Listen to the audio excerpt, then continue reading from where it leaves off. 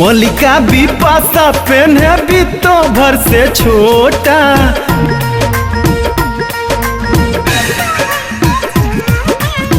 मल्लिका बिपाशा पेन्हे बितो भर से छोटा। ओकरा से नीक रामदेव के लंगोटा। ओकरा से नीक रामदेव के लंगोटा। मल्लिका बिपाशा पेन्हे बितो भर से छोटा। मल्लिका बिपाशा पेन्हे बितो भर से छोटा।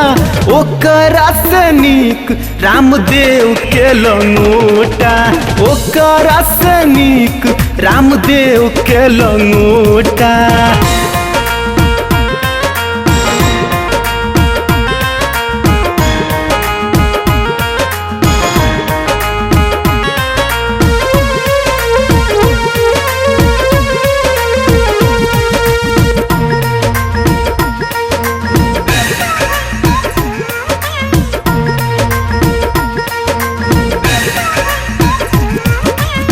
मल्लिका बिपाशा सुनो बात कोही साची।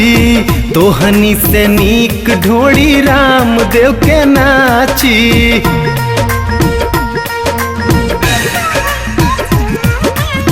कमर के साइज होई अब से मोटा। कमर के साइज होई अब से मोटा। ओकरा से नीक रामदेव के लंगोटा।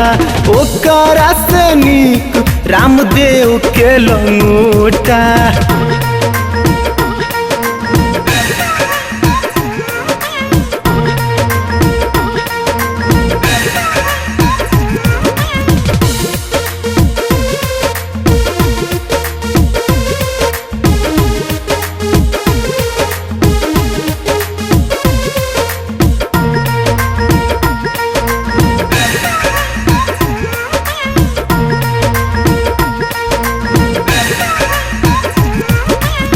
पिन के लंगोटा बाबा दुनिया हिलावेले।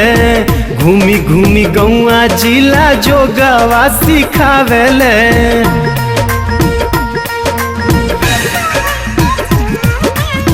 मल्लिका जी पूजो रामदेव जी के सोटा। मल्लिका जी पूजो रामदेव जी के सोटा। ओकरा से नीक रामदेव के लंगोटा। ओकरा से नीक रामदेव के लंगोटा।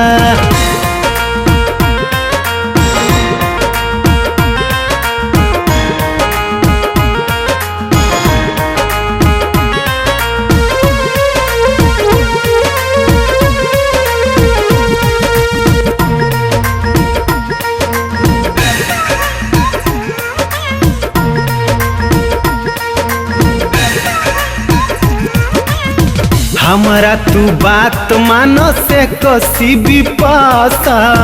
कबल जवनिया के फेंकबू तू पासा।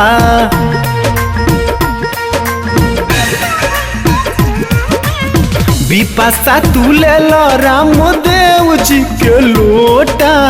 बिपाशा तू ले लो रामदेव जी के लोटा। ओकरा से नीक रामदेव के लंगोटा। ओकरा से नीक रामदेव के लंगोटा। मल्लिका बिपाशा पेन्हे बितो भर से छोटा। मल्लिका बिपाशा पेन्हे बितो भर से छोटा। ओकरा से नीक रामदेव के लंगोटा। ओकरा से नीक रामदेव के लंगोटा। ओकरा से नीक रामदेव के लंगोटा। ओकरा से नीक रामदेव के लंगोटा।